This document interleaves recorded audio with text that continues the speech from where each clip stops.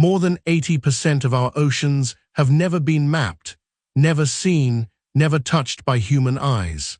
And in the tiny fraction we have explored, we keep pulling up things that should not be down there. Some have a clean explanation, some do not.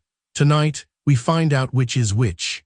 Welcome back to the Archive Investigator, the mysteries history does not want you to know. The deep ocean is the last real frontier on this planet, and it has a habit of handing back things that break the official timeline. For every discovery on this list, we will look at what was actually found, and be honest about where the answer is still we do not know. Counting down from 10, let us begin the descent. We start in a flooded cave off the Yucatan called Cenote, Angelita.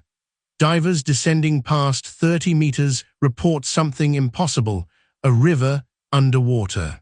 It looks like a landscape with no business existing beneath the sea. But this one, science can answer. It is a halocline, a boundary where lighter freshwater meets denser saltwater, wrapped in a cloud of hydrogen sulfide that behaves exactly like a misty riverbank. It is not supernatural, it is chemistry, but it proves a rule we return to tonight. The ocean is very good at faking the impossible. In 2007, a team scanning the bottom of Lake Michigan for shipwrecks found a line of stones, 12 meters down, arranged too neatly to feel natural. On one boulder, they claimed, was a carving, the shape of a mastodon extinct here around 10,000 years ago.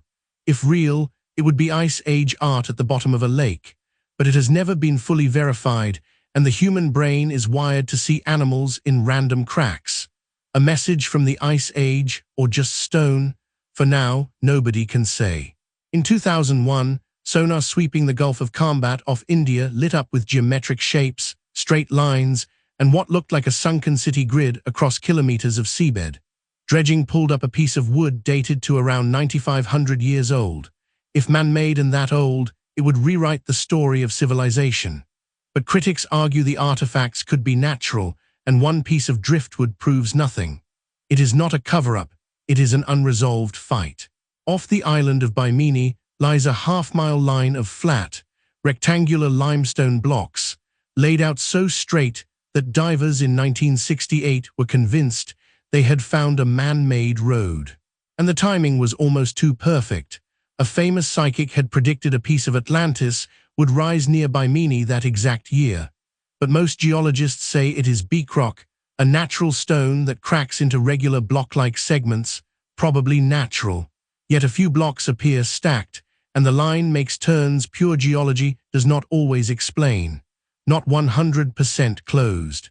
In 2011, a Swedish diving team scanning the floor of the Baltic Sea captured a sonar image that stopped them cold.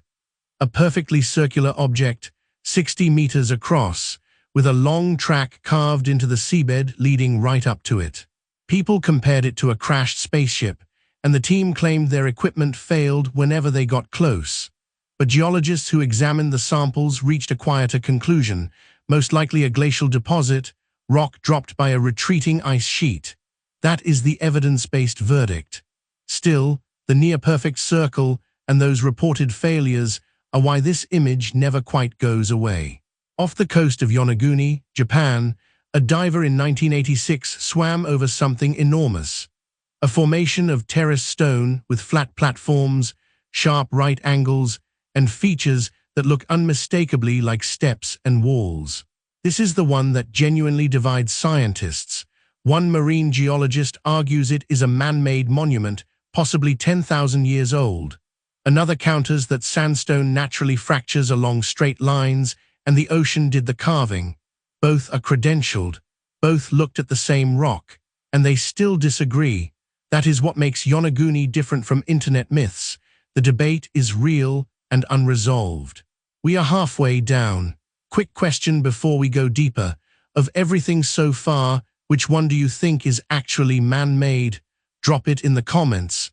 I read them before every new investigation.